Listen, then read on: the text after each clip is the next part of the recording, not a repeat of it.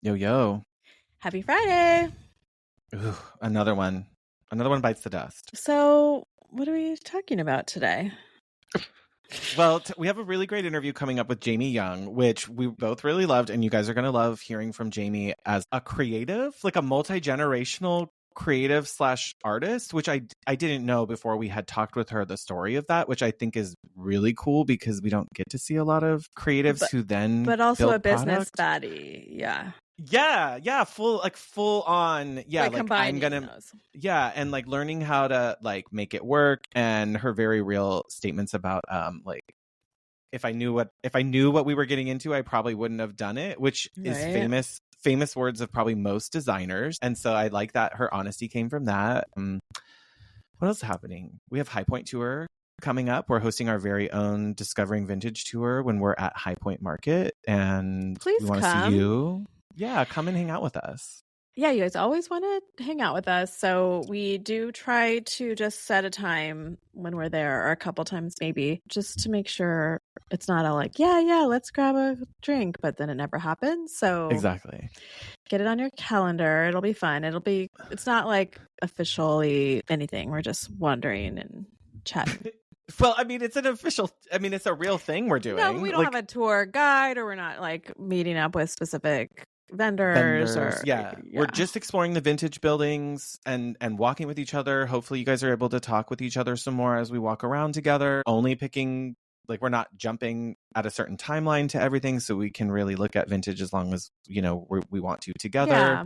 And we have favorites that we want to see, but usually when we've done the hotspots, we're meeting with like maybe the CEO of the company's there, and we're making sure we're there at a certain time for them. So yeah, we don't have anything like that. Yeah, so we'll be meeting on October 25th on Saturday. It's a morning tour, so I think we're leaving at, oh God, check the tour details, y'all. I'm not even going to quote a time. It's a morning tour. We're going to meet and then depart from a central point by the transportation terminal. Yeah, we just have to be out of the building, of the point. It's like a little tent building. We have to be out of there.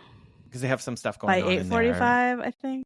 Yeah, they have like some panels and stuff that they're going to do there. So we want our group to be away from there. It's a half a day. So you're not expected to be like hoofing it with us all day. But if you want to join us when we finish up and go to some other showrooms, we had some hotties that did that last year when we wrapped up. I forget where we were going, but they just walked with us. Like, that's totally fine. Like, we like that opportunity. It'll probably be easier to start together and then peel off versus trying to catch us. Like, we're not sure where we're going to be. I don't know where 10, I'll be 15. at what time. Yeah. Exactly. So yeah, we've put go to our, if you're on our Instagram, go to our link in bio. We have the tour RSVP there, and we'd love to see you. Yeah. I can't believe that's happening again.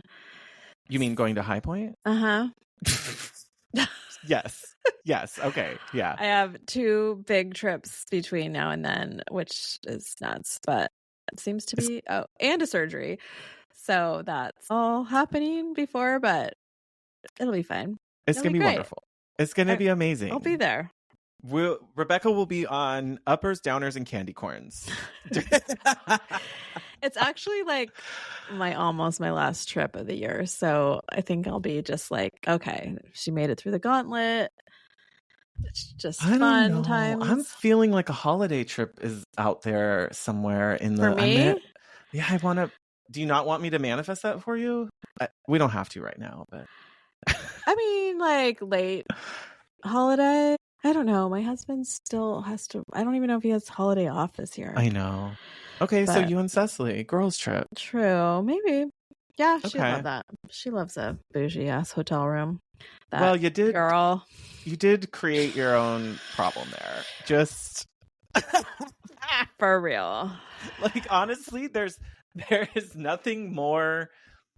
I don't know if I'm saying it's millennial coded, because I do feel like I notice more of the millennials, and I don't want to erase you generationally. Thank you. But I do feel like that has become a hallmark of the single child households of the world, that if you like nice things, you have unfortunately created children who are used to seeing you enjoy nice things. And yeah, it'll be interesting to see how this generation, though, who also like seems to take their moms to job interviews, like how that all is going to work out. I mean, I'm hopefully not raising that child, but I hope not.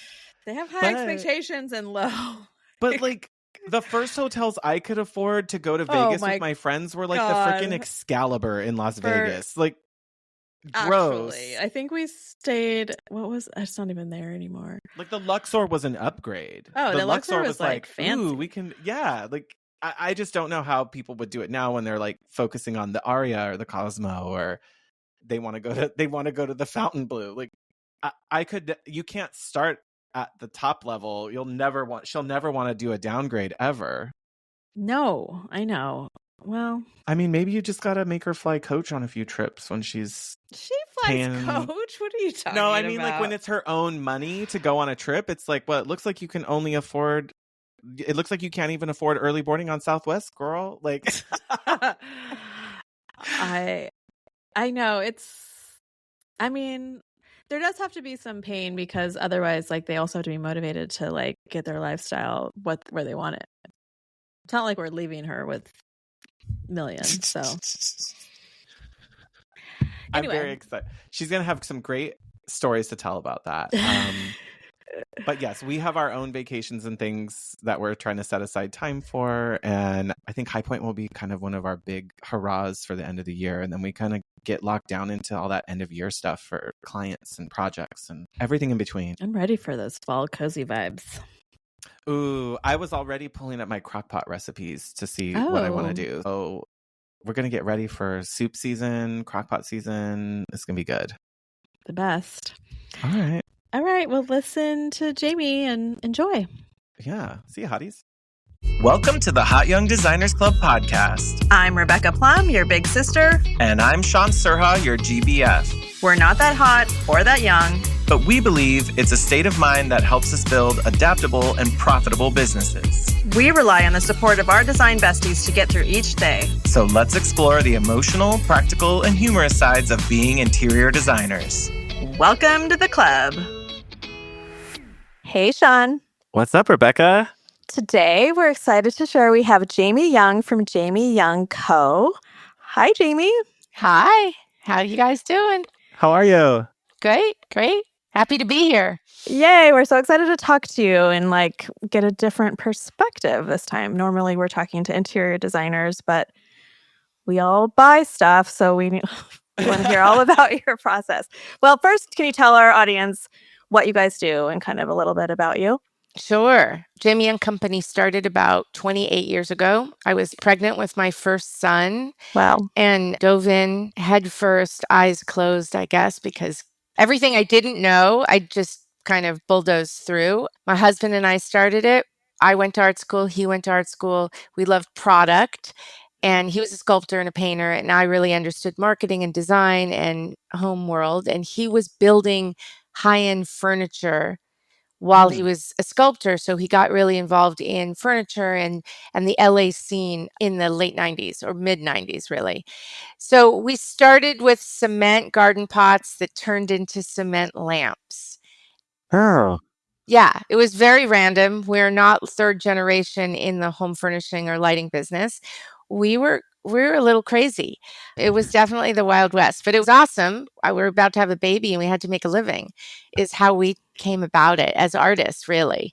And we started with 3 cement lamps and some lampshades you can mix and match. And I knew nothing about the bigger industry. So for me, it was actually a plus because then I just was able to break every rule and do what I wanted to do. I didn't think about what was right or wrong or what went together or what was happening. I just thought about what was beautiful. The way we've always done it. Yeah.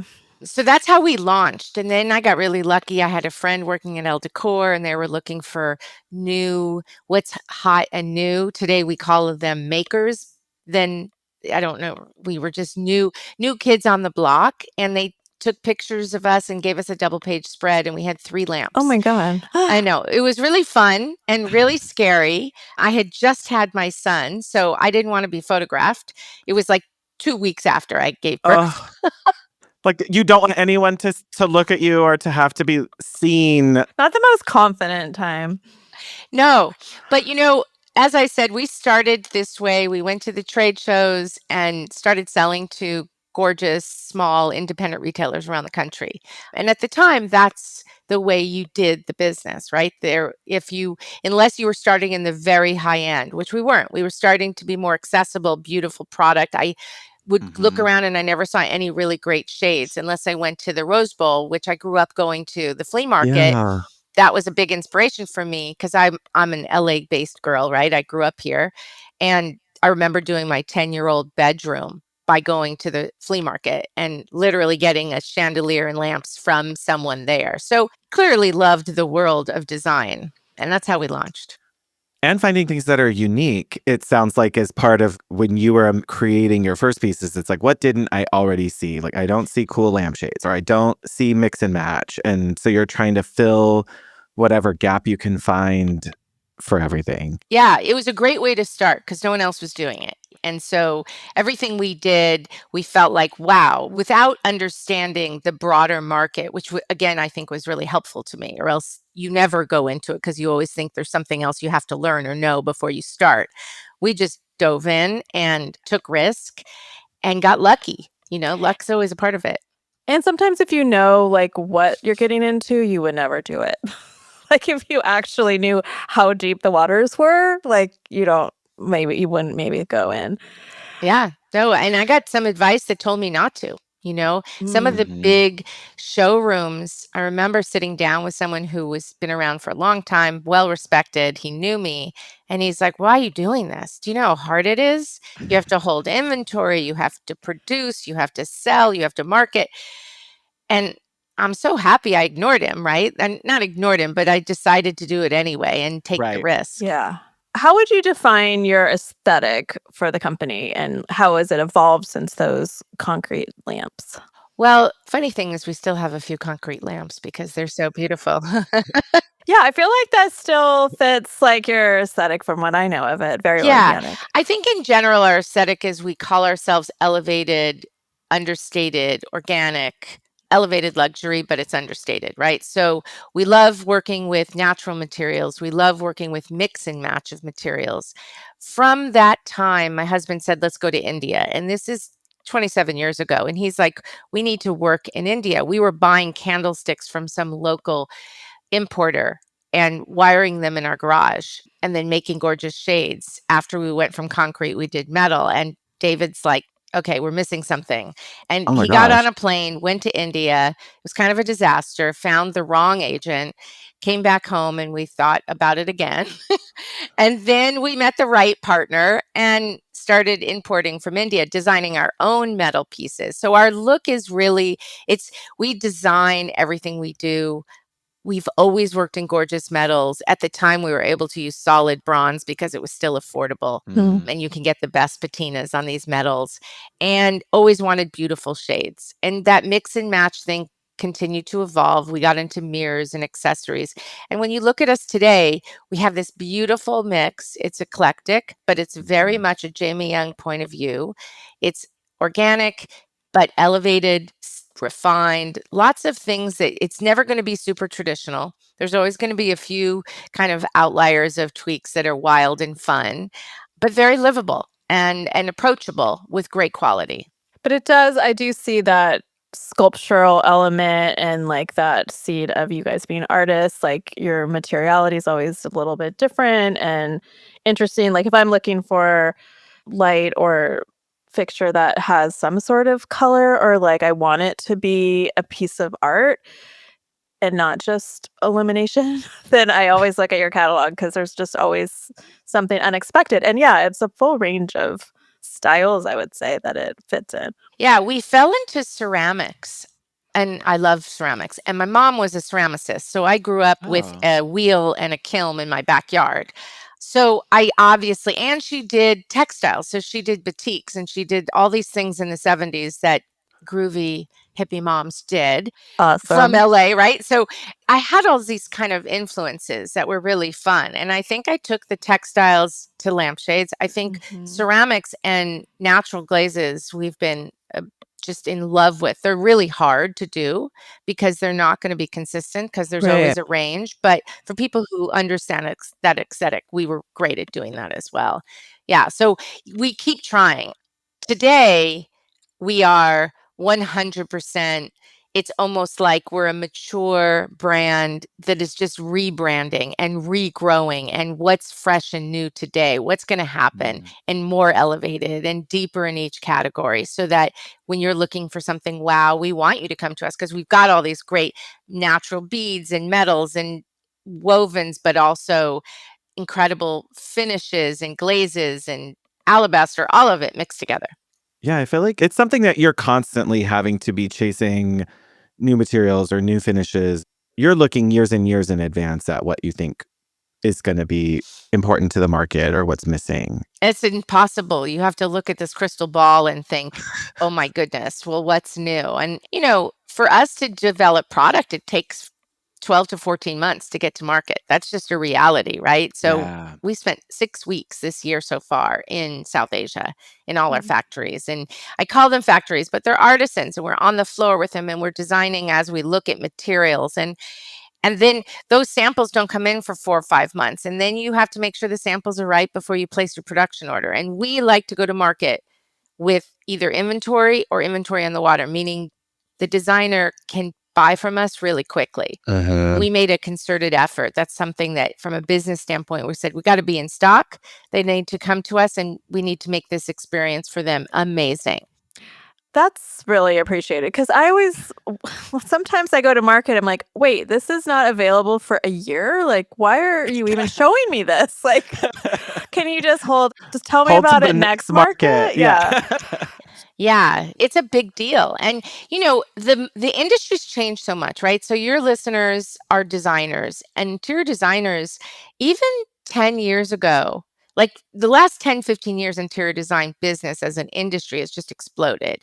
When we started, we were selling to these beautiful, independent, small retail stores that were multi-brand, just like clothing, right? So there were some of the big brands had their own stores, but 90% of the things out there you would shop on a street, and there'd be 10 stores, and 4 of them would be home furnishings, and 4 of them would be clothing stores, but it would be mixed brands. The good old days. The good old days, right? So that's gone. So we understood that as we've evolved, we went from small independents, and there's still some fabulous ones out there that are our best customers and we adore, to making sure we're getting as designer friendly as possible.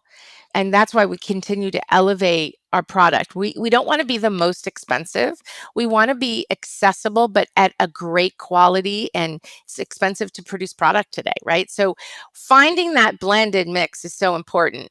Making sure we can sell to both the interior designer and the retailer, and keeping an even playing field. So everybody that should have access has access has been the biggest evolving challenge, besides staying creative. Right. Every season. Yeah, exactly. One more piece. Yeah. This is like my curiosity. Have you any had just like, that was a fail, we missed that one, or like, oops, predicted that incorrectly? Are there any that really jump out at you that you think designers might empathize with or understand? Yeah, I would say we have them all the time. As a designer, right? How are you supposed to know? Just like a crystal ball of what's coming in design, right? You want to put out product that you think is going to last. This isn't something that lasts a court. When someone says, oh, antique brass is out, now you have to do this. Well, what about all those people who just put antique brass hardware all over their house? They're not just going to change it. I mean, I know when I built my house and I loved it, there are things I might not love now, but you try to think about what's going to last. Yeah. And then you fail. There's just fails all the time. I think I'm pleased that product has a longer lifespan, home furnishings, than clothing. So we don't have to do 4 or 6 seasons of clothing and continue to do that. That would be, I don't even know how they do that. We're trying to create product that does last. And sometimes it is a complete fail. And sometimes it's something that my husband and I love. And we've got 4 of them in our house because we're the only ones who liked it. It's your favorite. Yeah. And I used to say, oh gosh, if we put it on the cover, that's the fail of our catalog. I don't say that anymore. I think we've learned over 28 years. Why? Like jinxing it? Or it's jinxing it, or it's the one product that the factory decided they can't make. Oh no. Right? So as a designer, you coming in and you're saying, I want this and I like this. And behind the scenes, it's like Santa Claus and all of his workers. Like, Elves. we're trying to figure out how to make it. And I don't care how big you are, you just have production problems. It's, Yes. Yeah. you know, monsoon time and everything floods, or it's snowing, or there's a million problems that come up in manufacturing. So we fail a lot. And then we have to come back and say, I'm sorry, and fix it. Or we just fail at design and we design something that's really shitty. And sometimes you look back and you're like, well, at the time, that's what we knew, and you go with it. And then other times you're like, well, okay, the scale of that mistake isn't as bad as it could be. Yeah. And that's why sampling's so hard. And we're getting better at sampling and just bringing it in, looking at it, making sure the scale is right. Does it sit okay? Is it actually a counter stool? Or is it a bar stool? Or is it that weird number in between? And will that work? And, you know. Oh, yeah. I didn't even think about some of that, of like the development side of knowing and having to check, like, this is a common problem for us. We need to really see it in person and have like a full prototype for it to make sure it's going to work right.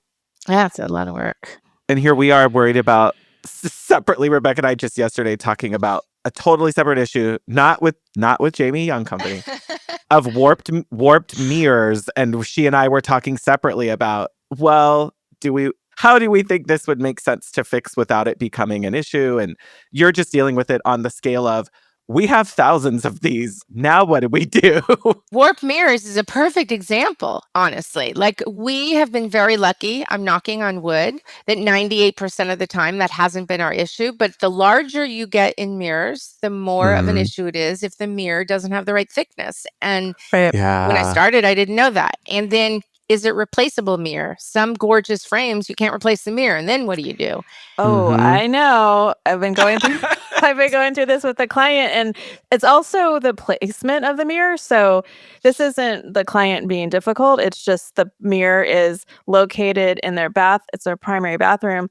And it's the approach to that mirror is 20-foot hallway. So they can kind of use it as like a full length mirror, even though it's just a vanity mirror. But as you approach it, like, you're very warped because of the distance, and you see straight lines that are going out askew. That's been like a huge learning curve and challenge. And then now I look at every mirror, I'm like, they all warp, like all of them do, unless you get a very specific level of mirror. Yeah, it's true. And the larger the mirror, without the thickness of the mirror, I think it's 5 mm that will work, versus a lot of mirrors go in at 3 mm. I mean, these details are super important. And trust me, I've screwed up That's before. not disclosed a lot, right? Like, now I'm like, can I ever even find this information out when I'm purchasing something? I'm purchasing a mirror. Well, it's a really good point that I'm actually going to make sure I'm going to be putting on our site. Oh, you're welcome. Thank you so much. We're in a focus group. No, I'm just kidding. Well, we're always, after you've been doing this a little while, you learn all the stuff you don't know is okay. I think we are, as human beings, we make mistakes daily. It's just how comfortable we are with making them and fixing them. And I know for designers, you want your clients to be so happy. And some clients are reasonable humans, and some clients don't care and say, look, I just need it. Fix it. I don't care. It's your problem and your fault. Yeah. And then you go back to the vendor, and the vendor's like, but you ordered this.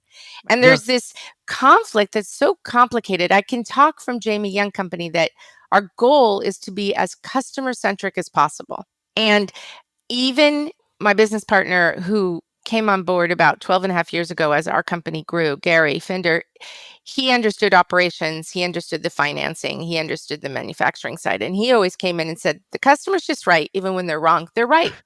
It doesn't matter, because that's how we pay our bills. All of us, right? So unless it's some extraordinary thing that doesn't make sense, we all have to deal with it. And we hope customers understand it. Or that you can reach like compromises on things where you're like, hold on, we've got to be, sometimes it's like, we need to be fair to all of us because we're all going to lose on this somehow. Yeah. And it's never perfect. I think you can go through, I thought when I was building our house that everything was going to be perfect. I loved it. And then I was like, wow, why did I put switches here? It's like 6 inches too high. It makes no sense. It annoys me that the cord comes from there. Like, oh my gosh, I should know better, right? Or why did I put a plug on the island on the one area that I never sit? So my cord is always wrapping around the island to plug in. If I'm, like these little things. We all make mistakes. We all have to keep learning from them. And designing product, it's a lot. But we tried. That's all I can say is the vendor has to really be customer centric, or it doesn't help you guys as designers. And I appreciate, the 5mm mirror disclosure aside, like the more information we get like that, I feel like it is a win-win for designers and vendors because you've disclosed what it is and we've accepted it. But I think there are a lot of times where we are kind of going in blind and trusting our rep, and not all reps are created equal with product knowledge. And it's like there's a lot of opacity sometimes with what we're getting. And if we don't see it at market specifically, it's can get really tricky. Like, and it's on us. So like I've personally purchased quite a few pieces of furniture or light fixtures that for one reason or another did not work. Yeah. And it's not always my fault. I just didn't have the information, and it's definitely not the client's fault. So it's a bummer. Yeah, I think that education is, and we make mistakes. Like, as I said, all companies do because it's so hard because there's so much. But educating the details on the product is one of the things that we continue to do, try to work on. And our reps know they can ask us questions. Like, you should see this form we put together of new product and the details on it. Oh my goodness. And I give my staff so much credit. But if I had to sit there and the details that go on these forms so that everybody has it's extraordinary, right? But in today's world, you have to, because you're not seeing everything in person anymore. And it doesn't have to be memorized. It just needs to be accessible. Like, will my dining chair fit under this and not have someone's legs hit, for instance? And how high, I'll measure my client's legs. Like, we do that part of it. We just need to know those details. Yeah, we're in the process of adding some amazing furniture right now. Yeah, you've been really expanding excited. into furniture. We are. We've always dabbled. We've always done a really nice job with our little accent tables, but now we're really going for it. We're really excited about everything coming out in this high point in October and January, and then next year. Like, there's a lot behind the scenes we're excited about with furniture. And sitting on chairs and measurements. As I said, I was just in Vietnam, Philippines, Indonesia, and India for a long time. And every time you sit on a chair, you go, is this right? Wait, it seems right. These are the inches that we're talking about. This is like the standard. What does it mean with a cushion? Can you do this? Can you do that? Well, I'm only 5'4.5". I think I used to be 5'5". But what about that 6-foot person? And what does that look like? And you can't be all things to all people. So you have to. Right. It is hard, man. But we want to get it right. We really, really want to continue to give as much detailed information as possible. Everything helps, just so you know. Like, thanks. Everything that you think like, oh my God, we're doing too much would probably never be too much. Because sometimes clients need something very specific. But I wanted to flip that to you and ask, from your perspective, what makes a designer a good customer? Well, I would say that a good customer is somebody who is also looking at the details, who takes the time to read what we have put out there. I think that helps operationally in that they're not ordering something blind either, right? If the information is there, if we're showing that this reactive glaze varies by 10%, it actually varies by 10%. And so educating the customer is super important as well. I also think that the more designer looks at the whole collection and doesn't pigeonhole us into what they thought we were 10 years ago, or depending on how long a designer's been in business, or what they've seen on Instagram as an only that Jamie Young, just giving good vendors a chance to look at the whole thing. Because in my mind, it's so much easier for a designer to make money and do well by less vendors, but understanding what the vendors do so they can buy more from one vendor at a time. Yeah, it's definitely the smarter move from a business standpoint for designers. Like for me, like I'm somebody who likes to design with a lot of variety and my style can kind of swing a lot. And it is important. So that's what I do really appreciate vendors that have a range within their collections. So I can build a relationship and build better pricing, possibly not be stuck in one style. Yeah. Yeah. I mean, Jamie Young, we're trying very hard to say, this is our brand. You come to us, whether it's probably never going to be super traditional. So we can put that one out. And it's never going to be super modern. But there is this beautiful range in between that people like to live with. Yeah. And we can go from coastal to the desert, to the mountains, to the city. It just always will have that kind of touch and feel. People can't see me right now. You know, there's a naturalness, but definitely not only naturals, right? We love an elevated look, and everything we're coming out with is going to be like that, whether it's incredible finishes on metals or glazes or beads or wovens. We're trying to stay brand focused, but with variety. I hope that makes sense.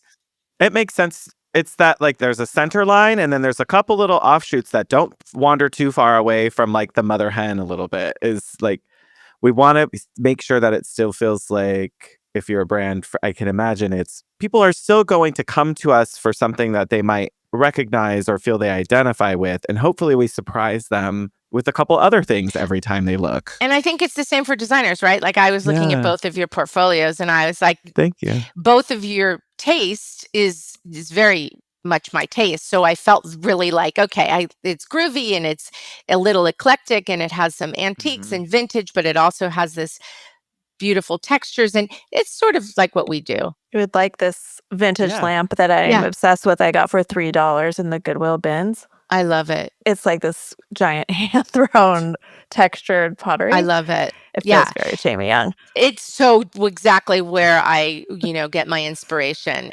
As I said, my first shopping experience was the flea market at the Rose Bowl in Pasadena, and it continued to be for years. And then I have 2 grown sons, and my 24-year-old's like, Mom, I just went to the coolest place. You should really check it out. And I was like, really? I'm so annoyed. Like you're telling me yeah. I was laughing. I was like, the Rose Bowl flea market, and he's like, yes, it's so cool. Every generation thinks they invented things. I love it. I'm just happy they're thinking creatively. The Rose Bowl was always a fun, inspiring place for me, or flea markets. My parents were like that too. Like we didn't have I had hippie parents. Like they were like, I didn't realize till I was an adult, they were the hippie parents who all my cousins would come visit as adults. And then I would find out that they were like smoking weed at the beach together. And I was like, how did I not know this was my parents until I got much older? And then I'm like, oh, that makes sense. That right. Purple bathroom growing up and stuff. And I'm like, now it all comes together. And flea markets and places, thrifting was kind of part of what we were doing too. And then I was just thinking about what Rebecca was talking about like the lamp there. And I feel like if you're a creative, there is a lot of that energy. You go and you see something and you're like, this would still work today if this was being sold new, or with a few tweaks, this would be a cool way to draw something else out of this design. And I mean, I know there's always like a limit to recreating something new or different. Do you ever feel like as you're building product, oh, we already did this, or it's already done, or what, are we really doing something different? Did someone else make this? Yes, it's a fine line. We go to our own archives all the time. So if I started in 97, there's some cool stuff there that we did so well with that I'm like, wait a minute, is that a shape we can reinvent? Because, we've done so many things in design.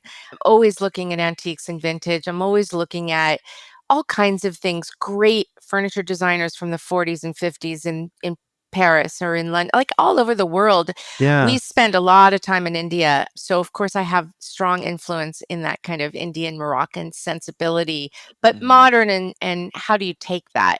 So, and we mix it all up, and we've traveled, we spend a lot of time on travel. We traveled since my kids were born. We took them everywhere. Then we travel all over the US. My husband was from Minnesota. I grew up there. And so the idea that you travel across the country, like he's like, well, of course we're driving across the country. I was an LA girl, right? I went to LA, I went to New York, And embarrassingly, I went to Colorado to ski. That's how I grew up. And it's good, bad, or whatever. That was what I knew. He's like, well, there's this whole gorgeous country in between. Yeah. So we Of got in the car course. when the kids were little and we drove all over and got inspired by forged metals and gorgeous woods and antiques and some amazing traditional stuff that we love to put a spin on it. And how we've really done our product is reinventing and trying to stay fresh. I think right now is a really exciting time because there's so much turmoil in the world. Like it'd be silly for us not to discuss that on some level. Turmoil with tariffs, right? What does that mean to your design, to the designer and the consumer and the manufacturer? You can get caught up in that in a way that paralyzes you. Yeah. Right? That says so much is out of my control. What am I going to do? I'm just not going to get out of bed. Like there is that sense sometimes. And I'm saying this to designers who are listening in that we all feel it. Will interest rates go down? Will people buy houses? Will people rebuild more? Will they do more than a couple rooms? Will people buy new, fresh product? All the stuff that we're all thinking about all the time. So my approach has been very intentionally, all the stuff I can't control, I have to put in a bucket and literally put it on the side. I'm not ignoring it because as running a business, you have to pay attention to your costs. Yeah. But if I don't stay focused on design and product and our team, and we have a great, amazing new director of product. She started in January, Jen Gibbs, and we have a great creative marketing person, Charlie Lowry, and we work as a team. We just have to focus on amazing product. And where the price lands because we can't control that. And I think we're not going for the cheapest of anything. And because, first of all, you can't produce anything anymore without these tariffs around the world. And that's just real. And we have to deal with it. So I stay really focused. We meet 4 times a week, 2 to 3 hours a day, just on product right now. And that's been so much fun. So has the whole tariff situations, has that affected design or how you're thinking about product at all? Or are you just saying like you really are trying to compartmentalize so you can keep in your creative flow? I think it's affected us because it started with China. So we had to move things out of China. Everything we make based on the artisans that live in whatever country. Yeah, the people. It's the people and what they're good at. I can't make mouth-blown glass anywhere but China because they're so good at it. My factories are families. They're the most lovely, creative people, and they know how to blow glass, and they know how to do these gorgeous colors. And I can't take that to Vietnam. I can't take certain things out of India and just say I'm going to move it to Thailand. It just doesn't work, right? You buy things and produce things and design things based on the countries around the world. If I could make it in the US, I would try, but then the price is triple and you can't do blown glass here. It's such a cluster to even maneuver around, right? I'm hearing that. Yeah, like I was talking about this recently. Like, hand-knotted rugs come out of India. Like no one is going to learn that centuries-old craft overnight in another country. Like it's just not going to happen. No, and by the time you move to another country, they're going to have the same tariff. It doesn't even matter. Oh my God, yeah. It is whack-a-mole. That was my word yesterday. That's so funny, Rebecca. I was literally trying to explain this. And I can't remember who we were talking to. And I said, it's just whack-a-mole. Oh, we can't go to China. We're going to go to Vietnam. Oh, now we can't go to Vietnam. We're going to go to Cambodia. Oh, we're going to go to India. We're going to go to Philippines. We're going to go to... And it keeps going. The great news for our company is we've got amazing sources around the world. We've got amazing partners. And we will continue to produce product from these different countries. So does that kind of inform your collections? Like, okay, we're not going to do blown glass this season because that's just too hard. So we're going to focus on a specialty from another country that's more favorable. Or we're not going to focus metals in China. We're going to focus glass in China. And we're going to focus metals in Vietnam and India.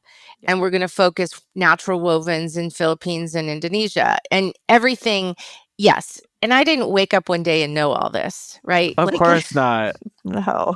Not when you started with your first collection of lamps. I'm sure you never imagined, Oh my great, God. we'll have a dozen countries we have to keep track of, No. and international politics and everything. It's insane. I mean, I went to art school. I never thought I would have to be a global logistical business. I mean, oh my goodness, your head hurts sometimes. That being said, I think it's a really good reminder we can do it.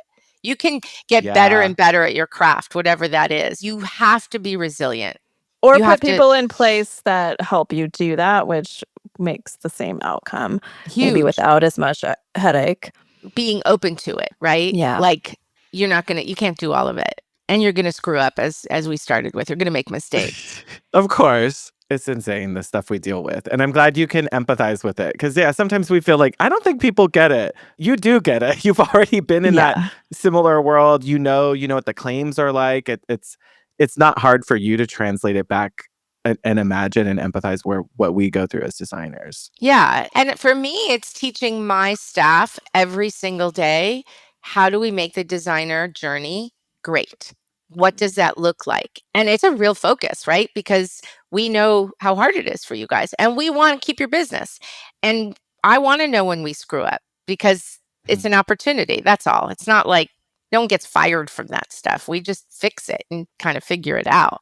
Hey, designers, are you feeling isolated? Maybe looking for some more community? That's why we created our Loyal Hottie membership. So for just $10 a month, you get the following.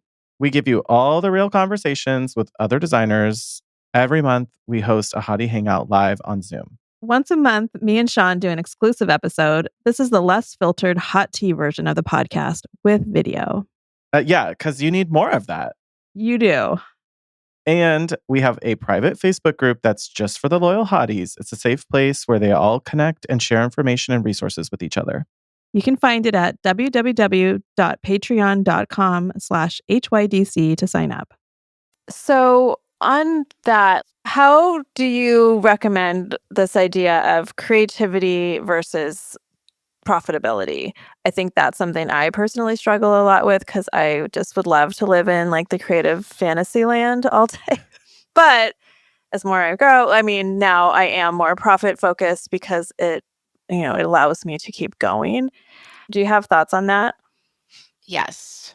I believe, first of all, if you're not the person to do that and you could afford somebody to support you on that side, as you said, get the right people in place, even if it's a part-time accountant, looking at numbers on a very regular basis, not every 6 months, not every year, but absolutely every month.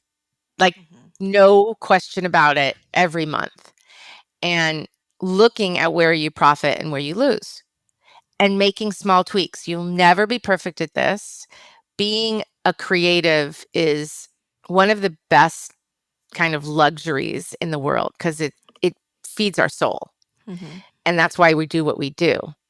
But the challenge is, how do you have boundaries? Because you can't do it for free unless you choose to do that. I couldn't do it for free. I had to make money. When I first started, I went down to Mexico, to Tijuana, and I found these old cement pots on the street, right? It's a story that's out there, and I bought them for $1. They were these crusty, old, gorgeous flower pots. I bought them for $1. I was so excited. I put them in my truck. I drove across the border, and there was an old florist called The Woods in West LA, and they were amazing. And I went up to him. I'd always bought flowers from him. And I was like, I have something I think you should buy. And he looked at them in my trunk and he's like, oh, these are amazing. I'm going to get 2 dozen of each. And that was my first sale. Ooh. And I was like, oh my gosh, because I bought them for $1 and I sold them for, I think, $12. And I thought I had the best margin. How could you go wrong? Like, that's huge. Yeah. And I went back, found someone to make. I didn't even know who was going to make these. I just literally found them on the street. That's how blind I went into this. You were like, how could it be so hard? Someone will have more. A little audacity can take you places. Right? So I drove back down to TJ, found this guy, begged him to reproduce these 6 pots, make 24 of each. And oh my God. There were no cell phones. And he didn't have a phone. He had a payphone near where he lived. Oh my gosh. I mean, this is like a real story, right? So I went back down, 3 weeks later, he wasn't ready. I had to go back down. 5 weeks later, he was ready. I filled up my truck. I had no idea what it was like to import them into the US in my truck. I pretended they were from my house. Oh my God. And sold them to the woods.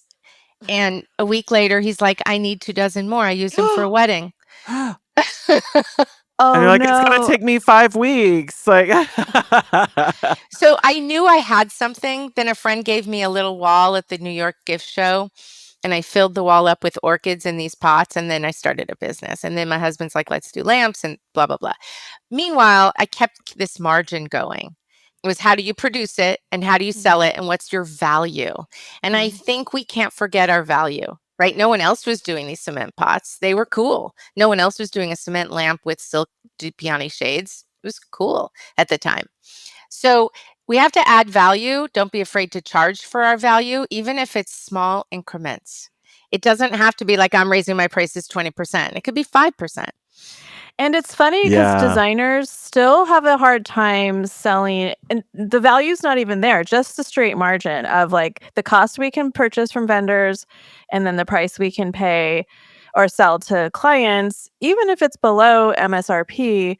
On some big ticket items, I had a designer DM me recently that's like, I'm having such a hard time. She's starting to sell more. And she's like, I feel so guilty making $3,000 off of this rug. And I'm like, you need to get over that ASAP. And the way that you get over it the fastest is when something goes wrong and you need to buy that yourself as the designer. And if you don't have that margin, you just lost $3,000. It's true. It's a really good example. Yeah, I think designers feel really guilty about making money, and I don't know what that is. Like, in the value part, you're right. Like, that's an even added thing that we should be charging. I mean, I think the truth is that you add, you're a service for the most part, right? Yes, you're buying product and selling product, but I would imagine it's also the service you're giving. You are an added service. It's sort of like someone, is a personal shopper. I heard a story recently about, I think it's Mr. Porter. Is that what it's called? That someone can go and buy clothes. Like this person he's a porter. You're a travel agent. You're a service that's gathering all the information and handing it to someone that makes it work. Yeah. And you got to sell that you know what the hell you're doing. You're good at it. You are the one who's going to High Point and spending the money to be there. You're the one that's doing all the research. So charge for it. And again, charge in small increments. Because then all of a sudden one day you wake up and you're charging more. And it's affording you more. Don't be afraid of, yes, you want to stay under MSRP, but 10%, 15% under MSRP is still great. They're still getting a discount and the service of getting everything and putting it in the home. Like there's just all these things we have to have. We have to have self-value.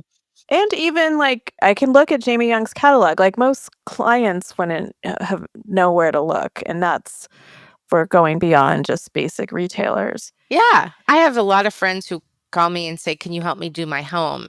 Now, my closest friends I'll do anything for, right? But then I'm like, it's a lot of work. You have to get a great designer in here because you want the right wallpaper. You want the right surface. You want the right art. You want it to feel like you. That's actually a thing. People, you know what I mean? It's like, it's real. You've spent your career. These people have spent careers knowing how to do that. Mm-hmm.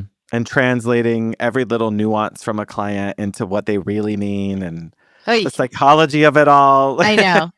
I know. The value of it is, I was just thinking about this morning. There's a lot of people, I think, I see it in magazines with celebrities who design the house themselves, quote unquote. And you can kind of tell, even though I actually don't really believe it, but there's a lot of people that take pride because they are creatives themselves in, I designed this myself. I don't need a designer. And I always think it's interesting. People that have the means, there's a lot that still don't value the need for a designer because they think they have good taste, and they probably do, but they don't have the resources. They don't know how to problem solve. They don't know all the questions to ask and the way to navigate vendors. They won't know you need a 5mm mirror to avoid warping.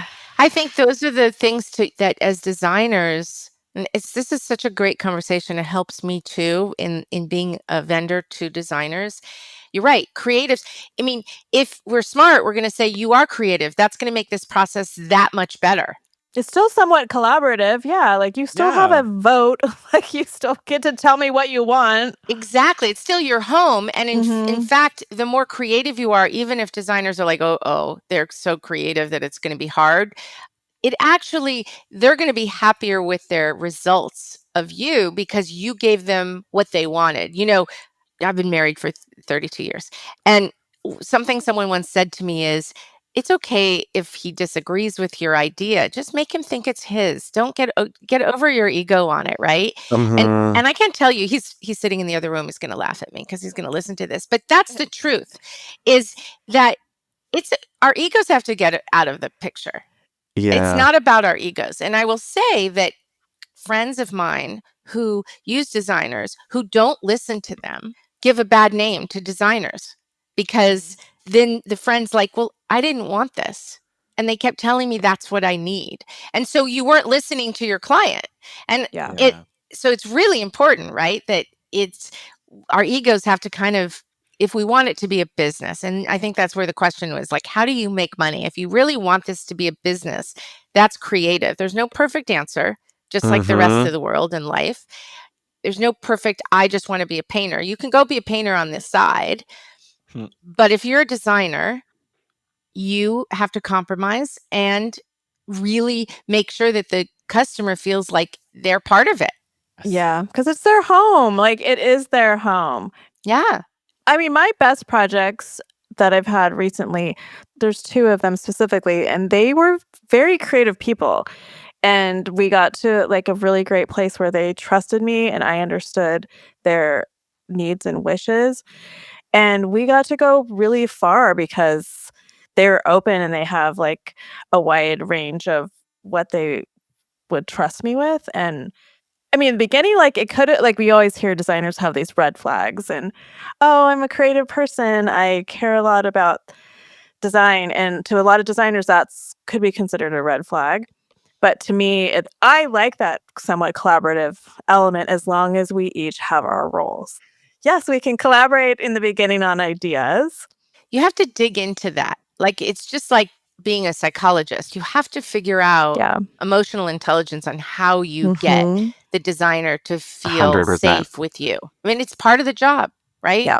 It just is. And I think when we're at a trade show and we have all these designers come in, and sometimes they come in with their clients, so I get to see dynamics. And I always try to be like, oh, your designer knows what they're saying. They're going to show you what's here. So, so you're so lucky you have that. You can trust this person. But that is something you have to gain and trust. I just think coming from knowing customers who hire designers, the ones that seem to be the most successful is when they feel like they were heard. Yes. And letting the ego sort of put the ego aside. And with product, I have the same thing. I could love something to the end of the earth. And trust me, in our office right now, we call it a journey. So I'm like, can we just go down this journey for a minute? Because I have an idea. Or that's what Jen does or Charlie does. And now we giggle about it. And it allows us to explore an idea and then go, or, oh, wow, that's great. Yeah. Do I still like it tomorrow? Like, let's sit on this and see if it still feels exciting. That's what I have to do a lot. A lot. I talk about that too. Like, you take a beat, basically, right? Don't respond, don't act, just look, feel it, and move on. The ego is a big part of, like, I'm an artist and I'm a creative and you don't like my art. And then you go, well, okay, it's not about your art. It's really not about you. And I feel like you got to get ripped down a few times on critiques or feedback or things like that. And then eventually you go, okay, it's not about me and my ideas in general. It's about that specific idea or that specific thing, or I didn't translate something correctly, and continuously shocked by how many people can't visualize things the way that a creative mind can. And we have like such a task ahead of us as creatives to get our vision out there and to use expressive language and to learn how to do that. And it really is trial and error probably for most of us of, that didn't work. I spent way too long having to explain that. We need a better rendering next time, or we need a better drawing, or like the renderings were too good and then the client was disappointed because the real thing doesn't look like the beautiful AI rendering because that's like not real. Oh God, we have that in product. I can't tell you how Yeah. many times when we do product renderings and we show it to a customer if we're doing a private label thing or a custom thing, and it never turns out as good because it's handmade. It can't. So you have to kind of almost rough it up. Yeah. Make it look a little bit dirtier. Yeah. Or like that's where like the sketch idea kind of, let's go back to that because it gives the idea. Yeah. I love the sketch, right? Because it's softer, and I love that. I still feel like that is a way that people can understand things. And then Yeah. the client is over, like their expectations are a little bit lower from the sketch, and then you can over deliver in the real thing. I think that's a technique. Yeah, there's a lot of nuances for Mhm. designers that I get. They're hard. Bringing your value is probably the biggest thing to remember. The self-confidence, like you are adding value. Even with a creative, you can make that work. If a creative comes to you and wants to hire you, they know they can only do so much.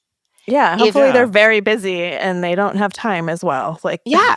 And we know that creatives is one thing, but what designers bring to it is scale, is availability, is how something's hung, is the mirror, is the chair going to fit under the dining table? Like all that is the job, right, of the designer, that Mhm. it's more than just this gorgeous look. It's the operational side.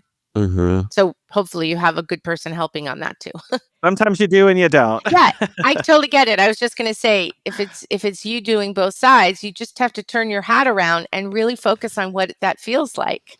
Yeah, a lot of hats. and a lot of like reflecting of, okay, is this worth it? And is this really something I'm going to dig in on? Or do I just move on and pick a different idea? Or I can change my process. No one's insulting me.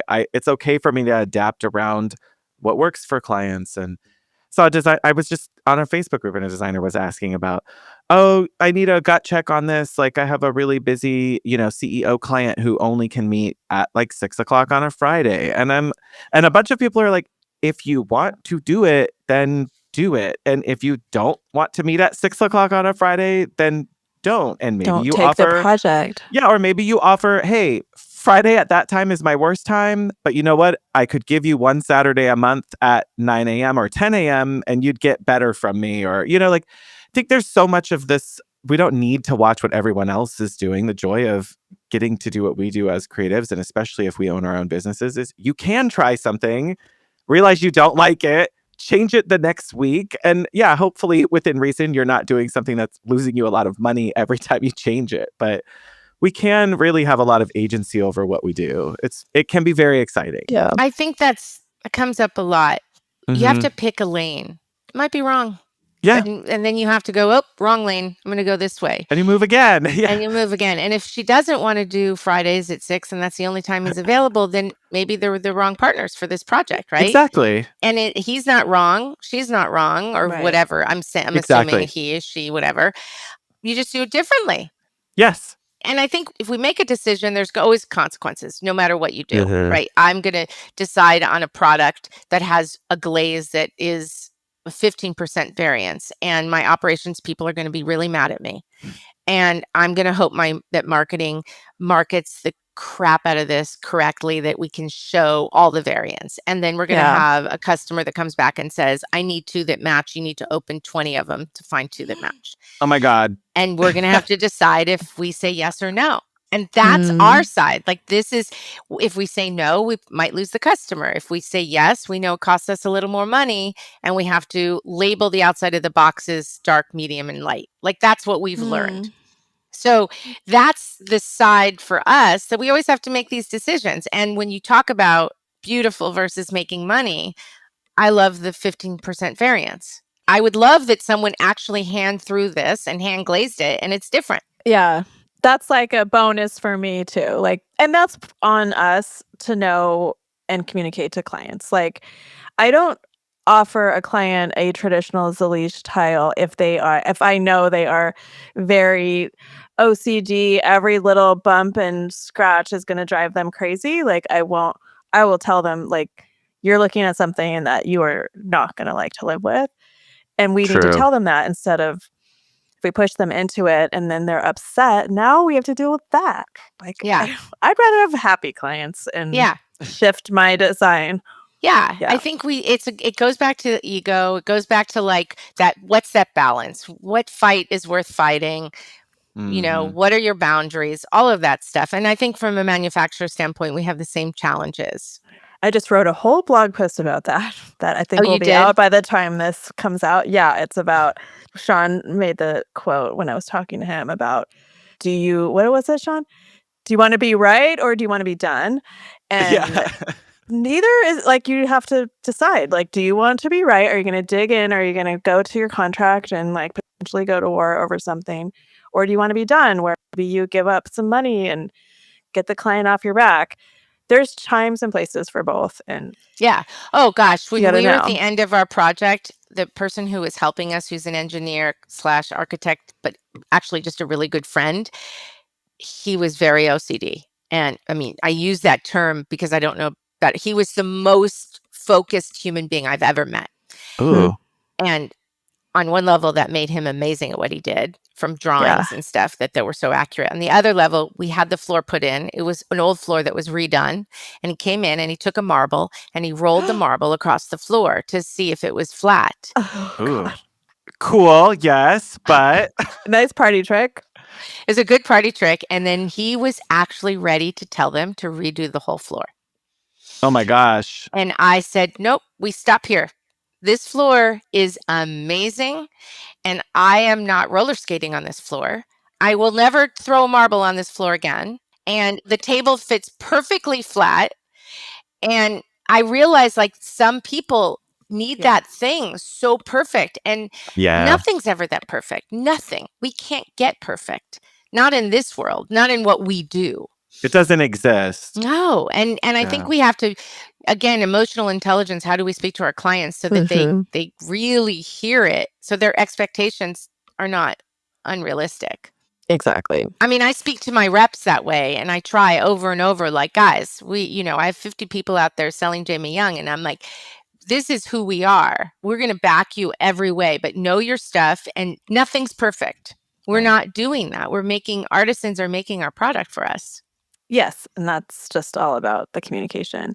Well, let's talk a little bit about what's coming up at High Point. So High Point is around the corner. We have a beautiful showroom in the IHFC building on the second floor up the escalator. And we now have a second showroom in Inner Hall. If you guys know IHFC in the whole building, Inner Hall is where all these beautiful showrooms are. And so we have a showroom on the bottom while you're walking in Inner Hall, and you take the escalator up, and we're right on the top of the escalator, second floor. So it's the same building. It's just like a different collection. It's really attached. You have to walk that way to get upstairs. So you pass us to see us. It's fabulous. We're right across from Global Views. We have, we're super excited. We've got, I think, 70 new products for this October. We've got another 150 rolling out in January. Oh my gosh. And more for April. High Point. We, as I said, have spent a lot of time overseas designing and developing so many new pieces in all categories. So Jamie Young, but more of us, more elevated, great design, great for interior designers, furniture, chairs, mirrors, big scale mirrors. Something that has come to me over and over is, can you do that mirror, but in a 60-inch round? Yeah. I was like, wow, okay. And they said, everybody's building 12-foot ceilings. And we don't know what to do with 12-foot ceilings. Like, you need a big mirror. You need a big piece. You need a lot of scale for that. Yeah.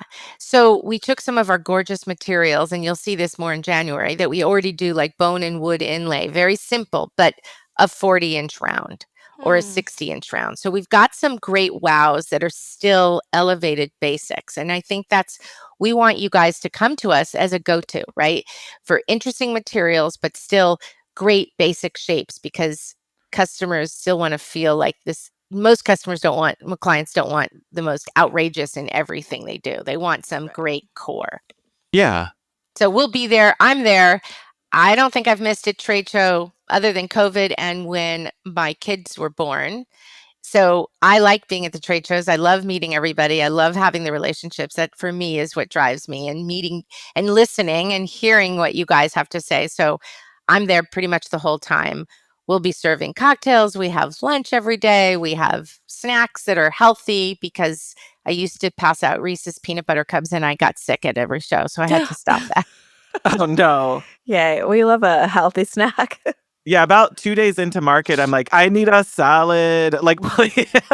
Yes, we have salads and sandwiches for lunch. We have great bubbly waters and great stuff and sodas and all that. And then we have like packs of granola and nuts and stuff for people for energy. I'm a geek. I want people to feel good. And so you come into the showroom and it smells good and it looks gorgeous. And we have beautiful flowers and great music. And you got to have fun in High Point. It's overload to see everything. And our products look amazing. Yeah. And I think it is really important to go and see and touch and feel your products specifically because it's hard to always translate online. And once you know the quality of your finishes, which you're known for, it's helpful. And scale is so important. Whether it's Jamie Young Company, you go to anybody, you got to see it in person. There's a measurement there, but it's really hard, even for designers, to go, well, what does 30 inches look like? Yeah. That seems small. And then you go, oh, it's not so small. Especially with lamps, because the shade is like hard to figure out like what the shade's actually how much volume it's going to take up. Exactly, right? And we try to do that. And what's the proper size? Or is there, people used to ask me, well, what's the perfect size table lamp? And I would be like, oh my goodness. What? It's like, well, what do you want? Like, it depends on where you are. 28-inch lamp is a great size table lamp that sits next to a sofa. It could be a 32-inch lamp. If you have 11-foot ceilings, you might want to even go bigger. So we've got all of the scale going on. That's going to be exciting in market in October. We'll definitely come say hi. We will be there. Please come say hi. Thank you so much for having this conversation. I hope I gave some insight to designers as well. And I learned a lot about what you guys go through. Thank you. And you should tell our hotties where they can follow along with Jamie Young Company. Oh, it's Jamie Young Co. It's super easy on Instagram. And it's jamieyoung.com. Great, simple website. And when you go to our website, you can log in and register as a trade customer. So you get the proper pricing, you see the inventory, but on the front-facing site, you see the entire collection with our map on there. But please go into the trade, register, get your rep on board, understand that you do get trade pricing. And then we have a tiered pricing. So you can, as you buy more, you get better pricing. But we're about 95% in stock. We're really an easy company to work with. That's been the goal. I know this sounds so dumb, but when I'm at a trade show, I've met my customers for so many years. You give them a hug. You're like, this is family. We're all trying to do the same stuff, right? Yeah. We're getting through being creative and delivering great product, and you guys make money. And make a living. We got to make a living. Exactly. Yeah, got to make a living. When my kids were younger, I was like, how many lamps do I sell just to send them to college? Okay, I need this many more lamps. Yes. And then, but it's like all of those things add up in the same way that like every small movement, every small action, every small decision we make does help build the snowball effect for us. And whether it's profitability or finding safety with our creativity, navigating changing businesses, I think it's going to be really helpful. Like I know the hotties are going to like hearing from you. So thank you for giving so freely of your thoughts and your time with us. Oh, much appreciated. Thanks so much. This is fun. Fantastic. Well, until next time. Stay hot, designers. Thanks for listening to the Hot Young Designers Club podcast. For more on what we talked about today, check out the show notes. Your support helps us grow, so share with your design besties. And subscribe and leave a review on Apple Podcasts. Our conversations continue on Instagram. And be sure to download our monthly resources on our website and our Patreon.